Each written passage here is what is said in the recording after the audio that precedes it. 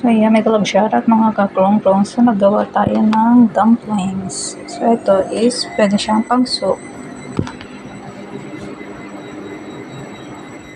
Kunwari pag nag-noodles sa pwede yan ilagay. Ito naman pwede rin siya, pwede rin pang fry.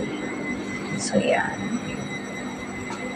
Ang ating homemade dumpling. So ang ginagawa ko guys is pina-fry ko lang siya, then saka ko siya lalagyan ng sauce. Ganon. So, gusto naman nila among ulamin. Kahit yung chicken, mini-mince ko yun. Tapos, saka ko siya nilalagyan ng spring onion.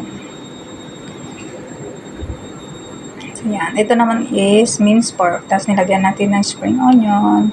Tapos, mga sauce. Ayan. So, ito na ang outcome ng ating homemade dumplings for today. Bye, mga kakrong-krong!